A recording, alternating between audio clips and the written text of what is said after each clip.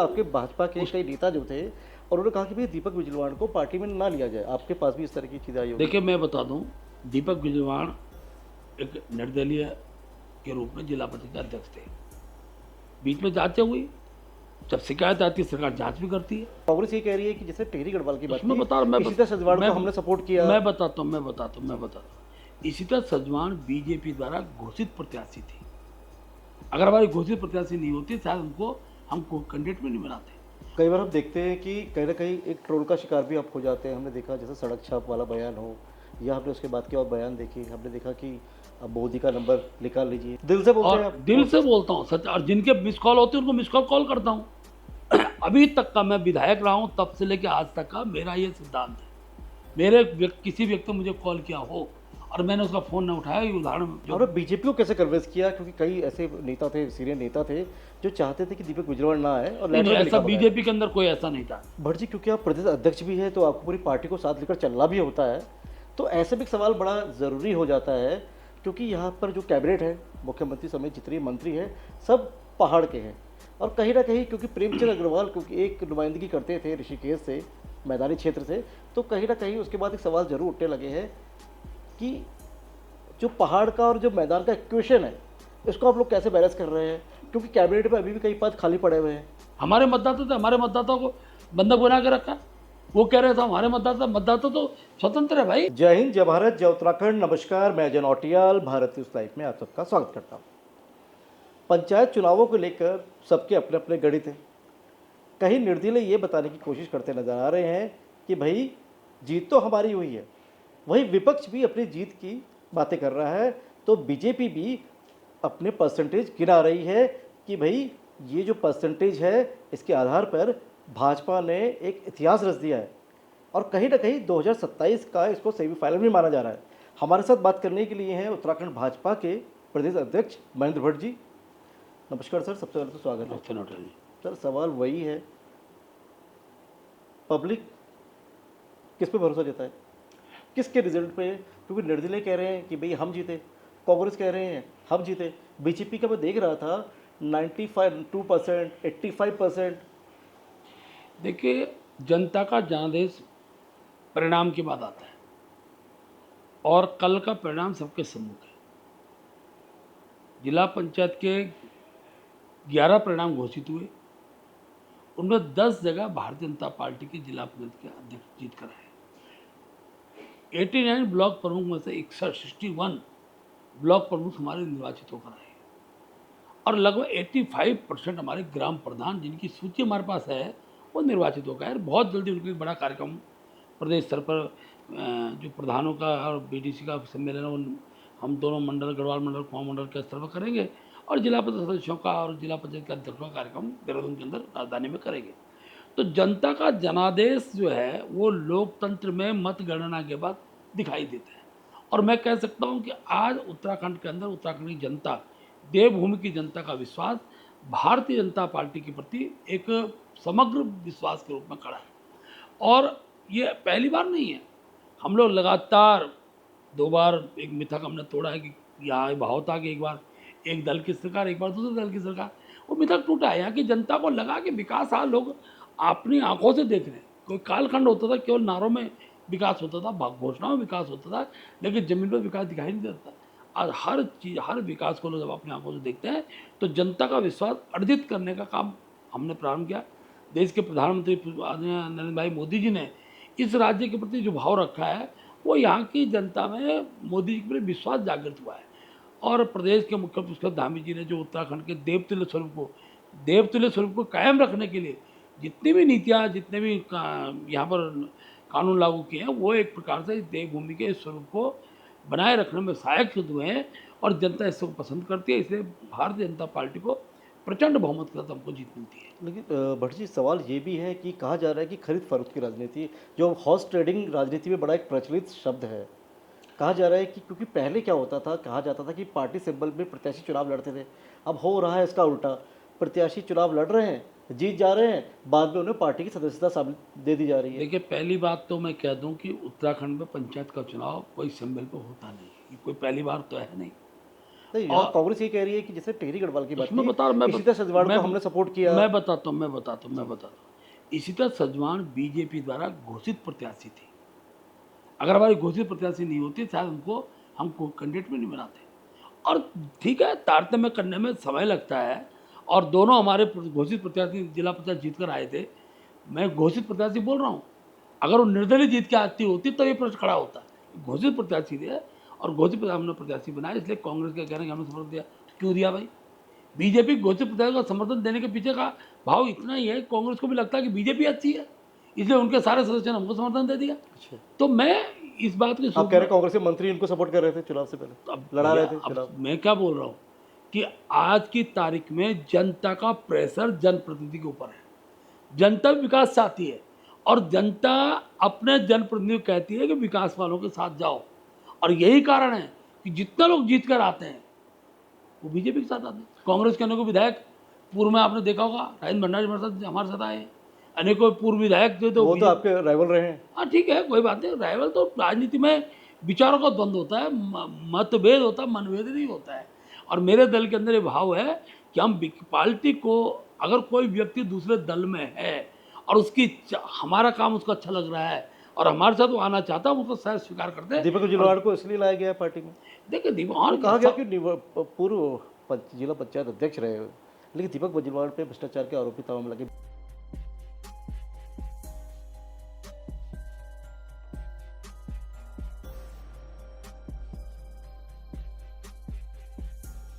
BJP ने खुद भी हमलावर रही, लेकिन ये भी सवाल है क्योंकि जनता भी तो निश्चित रूप से दो बार बीजेपी ने भी मैं बता रहा हूँ किया। आपके भाजपा के कई नेता जो थे और उन्होंने कहा कि भाई दीपक बिजलवाड़ को पार्टी में ना लिया जाए। आपके पास भी इस तरह की चीज़ें आई होगी। देखिए मैं बता दूं, दीपक बिजलवाड़ एक निर्दलीय के रूप में जिला परिषद के अध्यक्ष थे। बीच में जांचें हुई, जब शिकायत आती है सरकार जांच भी करती है। जांच के बाद जब न्यायालय द्वारा दोष मुक्त कर दिया तो फिर जब उन्होंने उनका प्रस्ताव हमारे पास आया कि मैं बीजेपी ज्वाइन करना चाहता हूँ, हमने उनके सब प्रकार की चीज़ों का अध्ययन किया। लेकिन जब न्यायालय ने किसी व्यक्ति को दोष मुक्त कर दिया जाता है तो उसको दोषी मानने का हमको भी आज की तारीख में अधिकार नहीं है। और जो लोग ये बात को कह रहे हैं, तो शिकायत के आधार पर अगर हम किसी व्यक्ति की बर्खास्तगी करते हैं, शिकायत की जांच सरकार हमारी है और जांच के बाद बर्खास्त किया जाता है और बाद में न्यायालय उसको दोष मुक्त करता है, तो फिर हमको भी मानना पड़ेगा कि हमको व्यक्ति को दोष मुक्त के रूप में स्वीकार करना पड़ेगा। और जब उनका प्रस्ताव ये आया कि मैं बीजेपी में आना चाहता हूँ, तो मैंने सैर से उनको सदस्यता दिलाई है। अनेकों लोग हम भी जानते हैं जो और बीजेपी को कैसे कन्विंस किया, क्योंकि कई ऐसे नेता थे, सीनियर नेता थे जो चाहते थे कि दीपक बिजलवाड़ ना आए और नहीं, लेटर में ऐसा लिखा हुआ है। बीजेपी के अंदर कोई ऐसा नहीं था। एक एक व्यक्ति बात होती है तो ज्वाइन कराया एक जाता लेटर है। वायरल हुआ। वो सुनो, वो लेटर पुराना था, पुराना लेटर था और वो हमारे जिलाध्यक्ष सचिव का है वहाँ के। हमने बहुत पहले जब ये विषय आया था कि भाई इसको बीजेपी में नहीं लेना चाहिए, को पहले भी बात आई थी, लेकिन जब तक न्यायालय से दोष मुक्त का मामला नहीं था हमने उसको संधि दिलाई। यानी संगठन के अंदर आपकी जीरो टॉलरेंस, भ्रष्टाचार को लेकर जीरो टॉलरेंस की नीति बरकरार है। बिल्कुल, अब मैं आज भी कह रहा हूँ कि व्यक्ति पर, हमारे दल का भी व्यक्ति अगर भ्रष्टाचार में कहीं सम्मिलित होता है, किसी दुराचार में सम्मिलित होता है, तो मेरा पहला दल है जो हम लोगों को बाहर करते हैं। अब इतना और दूसरी बात, उदाहरण आप 2-4 दे दीजिए ऐसे। मैं बताता हूँ आपको। ऐसा है कि अभी बीच के दिनों में आपने देखा होगा कि एक हमारे विधायक के भाई का मर्डर था, हमने उनको बाहर किया। हमारे हरिद्वार के अंदर कोई घटनाक्रम था, हमने उनको बाहर किया। यहाँ तक कि हमारे जब विषय घूमता है और जन आंदोलन खड़ा होता है, तो जन आंदोलन के बाद जो चीज़ें निकल कर आती है, हम पहले दल हैं जो अपने मंत्री तक कोई कार्रवाई करते हैं। तो हमारे यहाँ जनता की वॉइस को, जनता की आवाज़ को समर्थन देने का भारतीय जनता पार्टी के अंदर होता है। इसलिए ये कह रहा है कि बीजेपी के कार्यकर्ता को हम संस्कारित रूप में भी रखते हैं और साथ साथ गलत होता है तो सजा भी देते हैं। जी भट्ट जी, राजस्थान की राजनीति में एक कहावत है, जब हमने वहाँ कवरेज के लिए पहुँचे, हमने कवरेज किया चुनावों में, हमने पूछा सरकार किसकी आ रही है, तो नाम तो नहीं बताते लोग वहाँ पे, लेकिन बोला अपनी राजस्थानी भाषा में कि रोटी को समय से पलट दिया जाए तो ही बेहतर है, नहीं तो रोटी जल जाती है। इशारा साफ था कि अशोक गहलोत की सरकार है तो वसुंधरा राजे आएंगी, वसुंधरा राजे है तो फिर कांग्रेस आएंगी। लेकिन हमने ये देखा यही उत्तराखंड में भी ट्रेंड चला आ रहा है, जो ट्रेंड 2022 के चुनावों में टूटा है। मैंने कहा है कि जनता बहुत बुद्धिजीवी हो गई है, उत्तराखंड का मतदाता पढ़ा लिखा है, हर जगह एजुकेशन का स्तर बढ़ा है और मतदाता जानता है कि उत्तराखंड का विकास अगर कोई दल कर सकता है तो भारतीय जनता पार्टी ही कर सकती है। मोदी जी ने जिस प्रकार से यहाँ की एक एक चीज़, आज क्या नहीं है, हर घर में पानी है, हर घर में बिजली है, हर गांव में तो सड़क है, हर घर में गैस का चूल्हा है। मैंने उस उत्तराखंड को भी देखा हुआ है जब लोग मूलभूत सुविधाओं के लिए तरसते थे। वही हमारे पलायन कारण रहा है। आज धीरे धीरे पलायन को कंट्रोल किया जा रहा है। तो ये सब चीज़ें जब होती है तो जनता का एक रुख खड़ा होता है, जनता का एक मूवमेंट खड़ा होता है। सबसे बड़ी बात जो मैं कह रहा हूँ, देवभूमि का देवतुल्य स्वरूप। आज इतनी बड़ी संख्या में अगर यात्री यहाँ आता है, हमारे चार धाम को देखने आता है, हमारे और धार्मिक स्थलों को देखने आता है, ये स्वरूप को भी दिग्भ्रमित करने का कुछ लोगों का प्रयास किया गया, इसके स्वरूप को बिगाड़ने का काम किया गया। तो पिछले दिनों बड़ी संख्या में ऐसी मज़ारें जो सरकारी भूमि बना दी गई है, जब वो मज़ारें तोड़ी गई तो कोई, किसके दौर पे हुआ ये बाजार? ये सबको पता नहीं किसके दौर पे हुआ है, ये बताने की आवश्यकता थोड़ी है। जब तक चीज़ों पर ध्यान नहीं जाता है, जिनका ध्यान नहीं था, ये जनता जानना चाहती है किसके दौर में हुआ ये? मैं बता रहा हूँ आपको, ये देखिए जो तुष्टिकरण की राजनीति करते हैं उन्हीं के दौर में सब चीज़ें होती हैं। भारतीय जनता पार्टी पर जब विषय निकल कर आया तो हमने अपने मुख्यमंत्री से कहा कि इस पर संज्ञान लेना चाहिए। बड़ी संख्या में इस प्रकार की निर्माण होती है, सरकारी भूमि में कब्जा हो रहा है, और मुख्यमंत्री ने तत्काल को समाप्त किया। जबरन धर्मांतरण का कानून अब सख्त विधानसभा के अंदर बिल आने वाला है। इस प्रकार से निर्माण हो गई थी चमोली में, दूर उत्तरकाशी में किस प्रकार से असामाजिक तत्व के लोग, मैं किसी धर्म का नाम नहीं ले रहा हूँ, असामाजिक तत्व प्रयोग कर रहा हूँ, असामाजिक तत्वों के लोगों ने जिस प्रकार धर्मांतर करने का प्रयास किए, बहु छोटी बेटियों को का अपहरण करने का प्रयास किया, उसके लिए एक सख्त कानून अब विधानसभा के अंदर आने वाला है। मैं मुख्यमंत्री का आभार व्यक्त करता हूँ। तो देवभूमि का देवतुल्य स्वरूप हो, यहाँ का विकास हो, इन सब विषयों पर अगर कोई दल गंभीरता से विचार कर रहा है तो भारतीय जनता पार्टी है। इसलिए यहाँ की जनता हमारे साथ है। यहाँ रोटी जलेगी नहीं, रोटी और अच्छी निकल कर आएगी। मतलब रोटी को समय से पलटा नहीं जाएगा? पलटेंगे भाई, समय पे रोटी। राजस्थान में क्योंकि ट्रेंड चला देखिए रहा भैया, है। रोटी बिना पलटे बनती नहीं, कि पलटने के बाद भी अच्छी निकल जाए, तो वो दल केवल भारतीय जनता पार्टी है। एक मिथक और टूटा है उत्तराखंड में। मिथक ये है कि जो भाजपा के जो प्रदेश अध्यक्ष है, सेम प्रदेश अध्यक्ष जिनके नेतृत्व में विधानसभा चुनाव लड़ा गया, उन्हीं प्रदेश अध्यक्ष के नेतृत्व में कभी लोकसभा चुनाव नहीं लड़ा गया। आप ऐसे प्रदेश अध्यक्ष हो गए हैं कि विधानसभा चुनाव भी आपके नेतृत्व में लड़ा गया और लोकसभा चुनाव भी आपके नेतृत्व में लड़ा जाएगा। कितनी बड़ी चुनौती है। क्या पंचायत चुनावों के रिजल्ट्स को आप 2027 का सेमीफाइनल मानकर चल रहे हैं? देखिए, मेरे नेतृत्व में जब मैं विधायक पहले बार अध्यक्ष बन के आया तो पंचायत का हरिद्वार का चुनाव मेरे पास था, और मुझे बताते खुशी है, हरिद्वार जैसे जनपद के अंदर सारे ब्लॉक प्रमुख निर्विरोध जीते, जिला पंचायत उपाध्यक्ष दोनों निर्विरोध जीते। उसके बाद के बाई इलेक्शन में विधानसभा के, उनमें भारतीय जनता पार्टी अच्छे मतों से जीती। केदारनाथ का चुनाव हमारे सम्मुख है, और उसका नगर निगम के चुनाव हुए। नगर निगम में परचम छह बीजेपी के रूप में दिखाई दिया, और आज पंचायत चुनाव का हम सबके सम्मुख है। भारतीय जनता पार्टी का एक एक कार्यकर्ता, ये कोई महेंद्र भट्ट का काम इस नाते रिजल्ट ऐसा नहीं है। हम लोग सामूहिकता से काम करने वाले दल के लोग हैं। सभी कार्यकर्ता परिश्रम करने के बाद और इस पार्टी को अच्छे मुकाम पर लिया। और सबसे बड़ी बात क्या है कि हम केंद्र और राज्य सरकार की जो उपलब्धियाँ है वो जनता तक पहुँचाने में हम लोग सफल रहे हैं, उसका परिणाम। और ये सही कहा आपने, ये सेमीफाइनल था, और सेमीफाइनल का जो रिजल्ट आया है वो 2/3 बहुमत का रिजल्ट है। और मैं दावे से कह सकता हूँ कि इस बार 2027 विधानसभा में भारतीय जनता पार्टी हैट्रिक बनाएगी और ट्रिपल इंजन की सरकार फिर स्थापित रहेगी।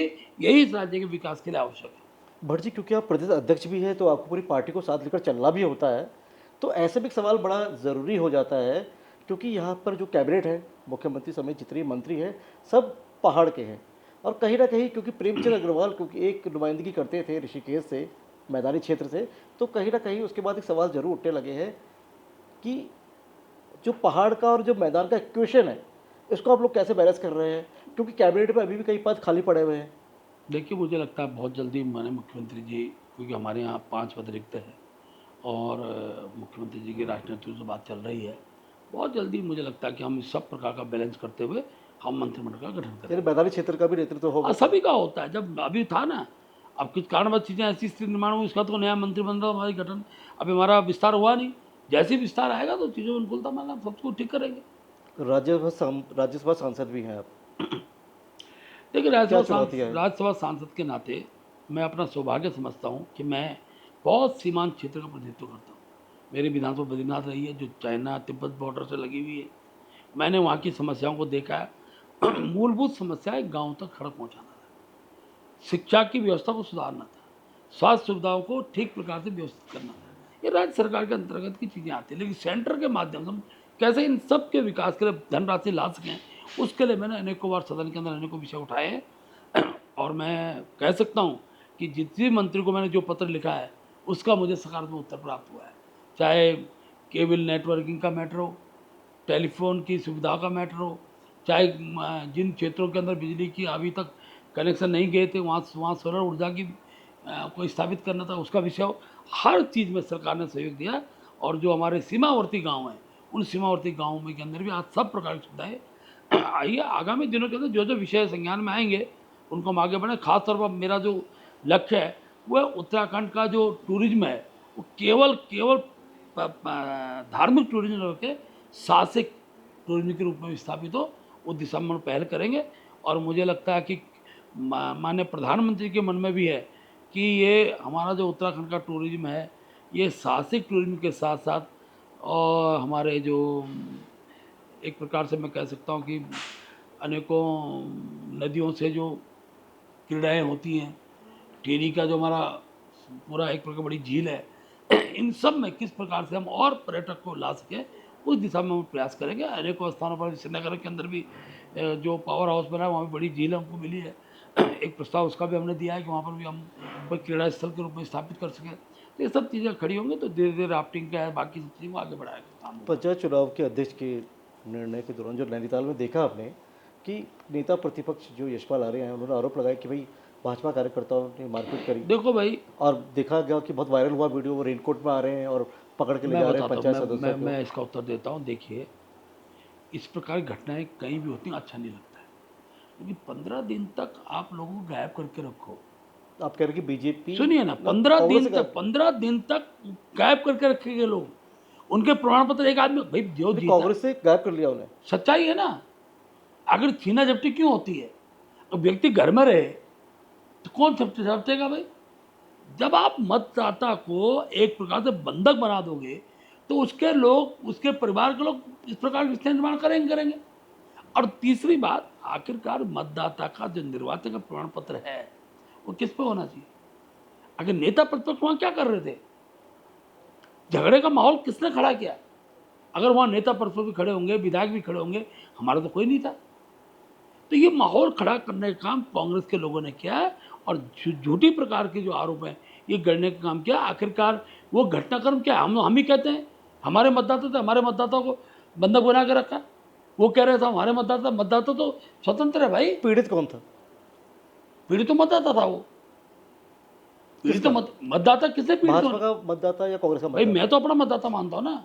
अभी जो रिजल्ट आएगा देखना आप, हमारे मतदाता कोर्ट को कहीं ना कहीं संज्ञान लेना पड़ा, तो कहीं ना कहीं जो इमेज आप देखेंगे, मैं एक राजनीतिक पार्टी के तौर पे सवाल नहीं पूछ रहा हूँ आपसे, एक आम उत्तराखंडी के तौर पे कहीं ना कहीं जो एक इमेज होती है, क्योंकि लोकतंत्र में सबकी आस्था है, सबका विश्वास है, कहीं ना कहीं जब हाई कोर्ट को इस तरह के मामलों में दखल देना पड़ जाता है तो कहीं ना कहीं दुख होता है। देखिए, महेंद्र भट्ट को आम उत्तराखंड मैं न्यायालय का सम्मान करता हूँ।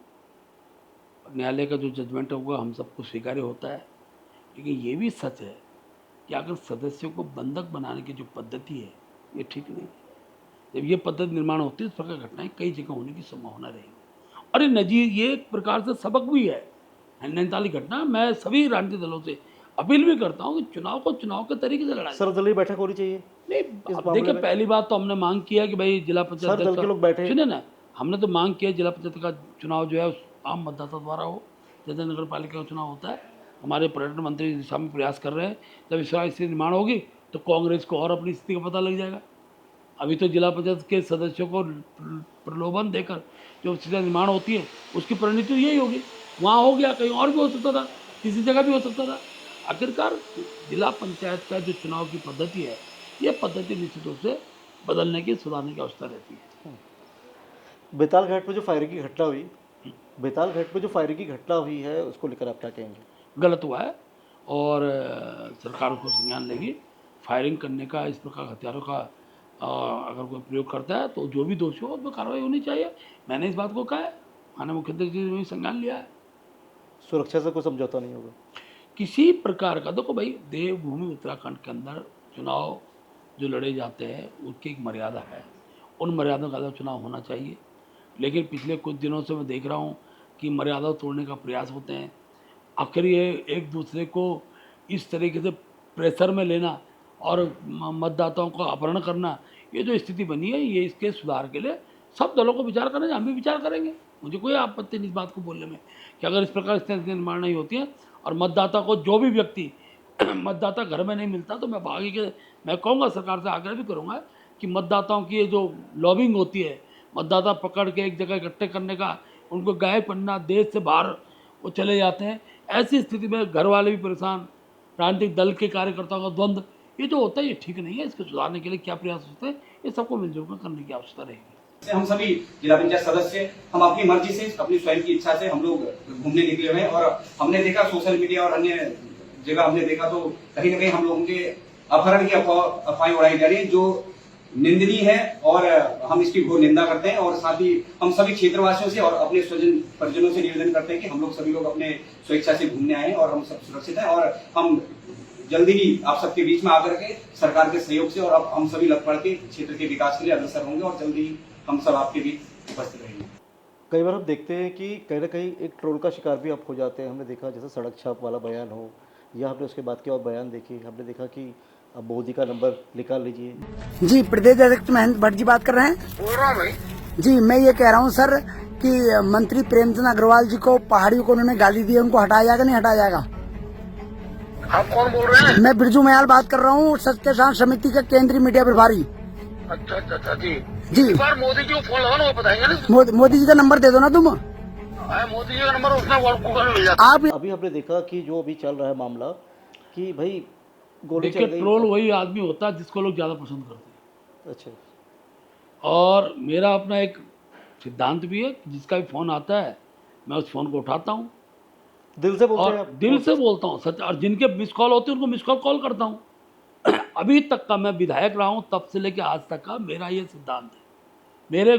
किसी व्यक्ति ने मुझे कॉल किया हो और मैंने उसका फ़ोन ना उठाया, ये उदाहरण अभी तक, ठीक है, कहीं मजबूरी में छूट जाए मैं कह नहीं सकता हूँ, लेकिन मेरा अधिकतर प्रयास ये रहता है। और ये तो बैक कॉल भी करता हूँ तो खाली समय रहता तो है। क्या लगता है सुनो जी, तो चाले अब होती सुनिए, है। होता क्या है कि मैं क्या बोल रहा हूँ और उसको सामने वाला क्या प्रश्न करता है, खलनायक कौन है?